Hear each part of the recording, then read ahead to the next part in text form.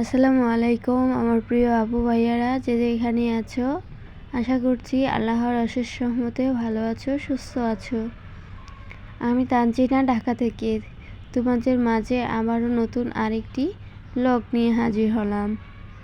আশা করছি আজকের এই ব্লগটি তোমাদের কাছে ভালো লাগবে। তাই তো দেখো, ঘুম থেকে উঠে আমি প্রথমে রুমটাকে ভালো করে ঝাড়ু দিয়ে পরিষ্কার করে নিচ্ছিলাম। আর রুমে তেমন ময়লা ছিল না, কারণ রাতে যখন আমরা খাবার খেয়েছি, খাবারের পরে রুম ভালো করে ঝাড়ু দিয়ে তারপরে আমি ঘুমিয়েছিলাম। তারপরও দেখা যাচ্ছে সকালে রুমটা ঝাড়ু না দিলে ভালো লাগে না।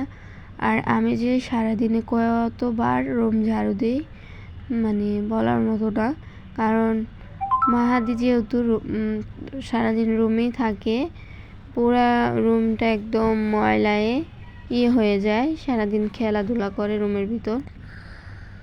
তাই তো আমি রান্নাঘর পর্যন্ত রুমটাকে ভালো করে ঝাড়ু দিয়ে নিয়েছিলাম। চুলার জায়গাটাও পরিষ্কার করে নিয়েছি, কারণ এটাকে আর ভিডিওর মধ্যে আনি নাই। চুলার এই জায়গাটা আমার দেখতে কেমন জানি লাগে, তো এখানে কিছুটা পরিষ্কার করেছি। তারপরও একটু অন্যরকম লাগে আমার কাছে ভিডিওর মধ্যে আনলে।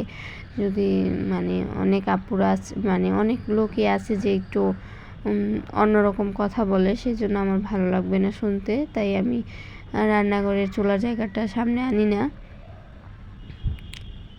তো এই তো যে রাতে যে খাবারগুলা খেয়েছিলাম, খাবার খেলে তো প্লেট বাটি অপরিষ্কার হয়। তো এখানে রাতের প্লেটগুলো আমি ধুয়ে নিয়েছিলাম পরিষ্কার করে। তো দেখতে থাকো বন্ধুরা ভিডিওটা। আর যারা এই পর্যন্ত দেখে চলে এসেছো, প্লিজ একটা লাইক করে ভিডিওটা কন্টিনিউ করো।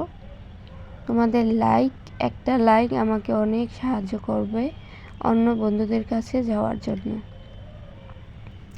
তো এদিকে হচ্ছে আমি দুপুরে রান্নার জন্য চলে আসলাম। তো এখানে আজকে রান্না করব আমি।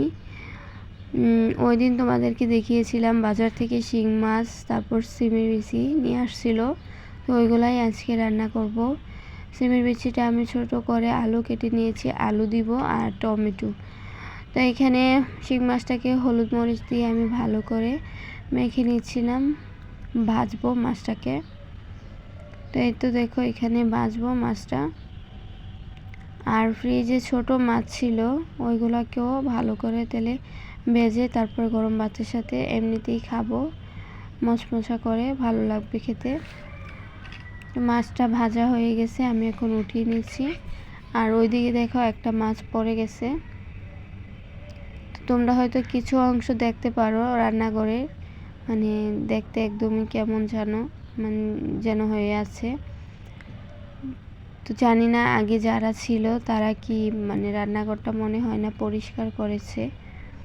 তো আমি এটাই বলবো, যারা যেখানে ভাড়া বাসায় থাকো, নিজের মতো করে ঘরটাকে পরিষ্কার করে রেখো। কারণ আরেকজন, এটা তো তোমার নিজের বাসা না, সেজন্য হয়তো ভালো করে পরিষ্কার করো না। তারপর দেখা যায় আরেকজন যখন ভাড়াটি আসে, এরকম অবস্থা দেখলে তার নিজেরই একটু খারাপ লাগে। তাই বলছি, যারা ভাড়া বাসায় থাকো, নিজের মতো করে ঘরটাকে সুন্দর করে সাজিয়ে গুছিয়ে পরিষ্কার করে রেখো। তো আমার সাথে যে খালাটা আছে, খালাটাও তেমন একটা না, পরিষ্কার করে। তারপরও দেখা যায় উনি বয়স্কর মানুষ, সেজন্য আর কি। তো দেখো কথা বলতে বলতে আমার রান্নার কাজ চলে যাচ্ছে। এখানে মশলাটা কষিয়ে আলু দিয়ে দিলাম, তারপর সিমের বিচি টমেটোগুলো দিয়ে এখন ভালো করে কষিয়ে নিব। তো আমি রান্নার কাজে এতটা পারদর্শী না।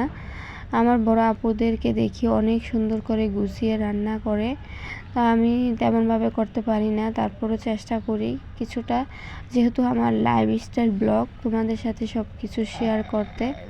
তা আজকে বেশি কিছু শেয়ার করতে পারবো না, কারণ রান্নার পরে আমার আর ভিডিও করতে ইচ্ছে হচ্ছিল না, সেজন্য রান্না পর্যন্তই ভিডিওটা করে রেখেছি। প্রত্যেকদিন ভিডিও না দিলে আবার দেখা যায় মানে অনেক সমস্যা হয়। তো এই তো আমি কড়াইয়া থেকে আরেকটা কড়াইয়ের মধ্যে ঢেলে নিয়েছি। আমার একটা কড়াইয়া, এই কড়াইটাই শুধু। তো খুব শীঘ্রই কয়েকটা হাঁড়ি পাতিল কড়াইয়া কিনে আনবো, যেহেতু আমার হাঁড়ি পাতিল খুবই কম। নতুন সংসারে অনেক কিছুই লাগে, তার মধ্যে থেকে আমার মানে আপাতত চলে যেগুলো আছে। তো ব্লগটা শেষ করে দিব, ছোট্ট একটা ব্লগ দিয়েছি। সবাই ফুল ওয়াচ করে চ্যানেলটাকে সাবস্ক্রাইব করে পাশে থেকেও সাপোর্ট দিও। তো আবারও কথা হবে নতুন কোনো ব্লগে, সে পর্যন্ত সবাই ভালো থেকো।